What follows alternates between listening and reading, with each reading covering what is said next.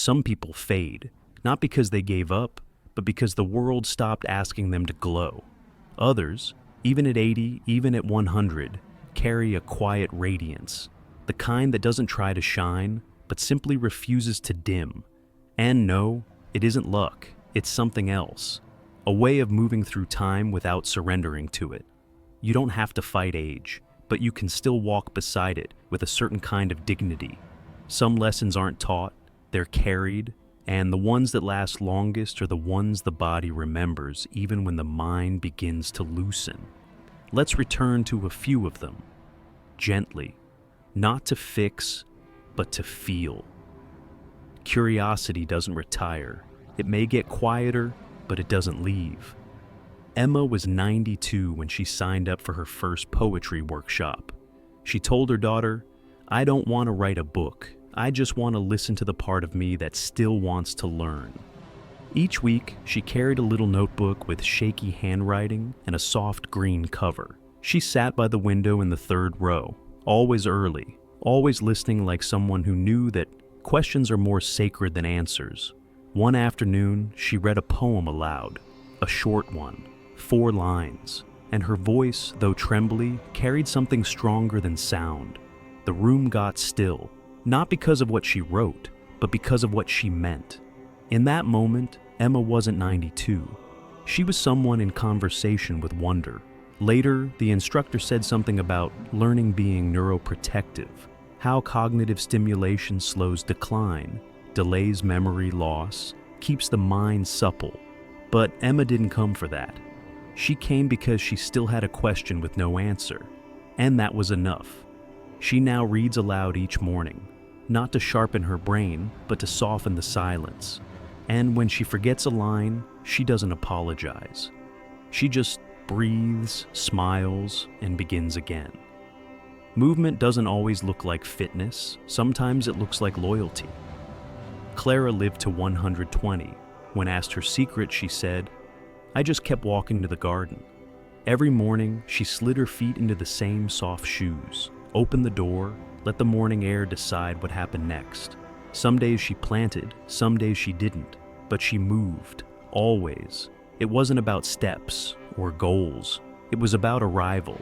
She said her knees ached less in the soil, that her back hurt less in the presence of leaves. There's a rhythm to moving without obligation, just choosing to greet the day with the body you've got."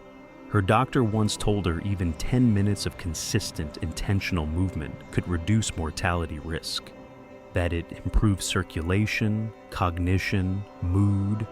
But Clara didn't walk for those things. She walked because her plants remembered her. And when her hands touched the dirt, they stopped shaking. She didn't do Tai Chi, didn't count reps. She just moved in the direction of her breath. And on the mornings when she didn't feel like it, she still put on her shoes, not to prove anything, but to say hello to the life that was still waiting outside. Longevity, it turns out, has more to do with who we talk to than what we eat. That's what a Harvard study once found, that deep relationships, not cholesterol levels, were the best predictor of living long and well. But Ruth didn't read that study. She just called her sister every Thursday. For 40 years, they didn't always talk about much. Weather, recipes, the ache in the left knee, a shared memory of their father's handwriting. But the call came. Every Thursday, same time, and each time, something uncurled in Ruth's voice. She said she could feel her breathing slow when her sister laughed, that her coffee tasted warmer after they hung up. Connection isn't about quantity, it's about rhythm. The rituals we keep even when no one is watching. Ruth never joined a senior group, never hosted dinners, but she sent birthday cards, asked real questions, remembered small details and wove them back into conversations like threads that hold a sweater together. And in that, she stayed part of something. She didn't say, "I'm lonely," because she wasn't. She was loved because she kept loving in small, steady offerings. No need for 500 Facebook friends. One voice on the other end of the line, once a week, was enough. John eats alone now, but never in silence. He begins each meal by holding the bowl in both hands. He looks at what's inside. He names it, not out loud, but in feeling. Tomatoes, soft, lentils, warm, olive oil, shimmering like memory. He eats slowly, chews like someone who's been hungry in other lives. At 105, he doesn't follow a diet. He follows gratitude. His doctor once joked, "Your plate is cleaner than your lab results." But John just nodded. He knew food wasn't just chemistry, it was conversation. He grows most of what he eats, walks to the garden, trims leaves like he's touching time. He once said, "My body listens better when I feed it what it already recognizes." He doesn't weigh things, doesn't track macros, he just fills his plate with color and clears it without rush. One spoonful at a time, he thanks the soil, the sun, and his own hands. A study out of Okinawa linked slow, plant-rich eating with cellular longevity. But John never read it. He was too busy eating like someone who plans to stay. Not forever, just long enough to watch another seed become dinner. He ends each meal the same way, wiping the bowl clean with a piece of bread. A full stop at the end of a slow sentence. After his wife passed, Tom stopped talking to the calendar. Days felt identical. Mornings, hollow. Time, limp. Then one morning, he put on his old sneakers and ran half a mile.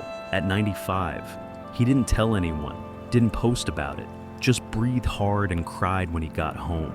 It wasn't a goal, it was a pulse, something to remind his heart it still had things worth beating for. He kept running, not far, but often, signed up for a charity 5K, showed up in a shirt with her name on it, crossed the finish line to no fanfare, just quiet joy. A study had shown that older adults with a defined sense of purpose recover faster from illness, maintain cognitive sharpness, and live longer. But Tom didn't run for that. He ran so his grief would have somewhere to go besides inward. Purpose, he learned, isn't a mission, it's a motion. Sometimes a pen, sometimes a prayer, sometimes a pair of shoes, still warm from yesterday's trying. Tom still runs, on good days and on bad ones. But now he runs with her voice in his breath, and his name written back into the rhythm of living. Maybe longevity doesn't come from fighting aging, but from accepting invitation. Invitation to stay curious, to move slowly with intention, to love one person deeply and often, to eat with your hands and heart, to live like your days still deserve direction. You don't need to add more. You just need to return to the parts of you that already know what matters, that know how to keep living even as the body changes, even as names blur, even as the world moves faster than your steps. You are not behind. You are still arriving, and life, if you let it, will wait for you, not impatiently, but with open arms. If even one of these quiet lessons reminded your body of something you miss, follow it. Not all the way, just far enough to hear it whisper again. Maybe it's a poem you haven't read in years, a chair by the window where you used to stretch, a bowl of soup that deserves both hands around it. Choose one. And if walking further with us feels right, we're already beside you, not leading, not waiting, just present. Until next time, take a slower breath and take care of your story.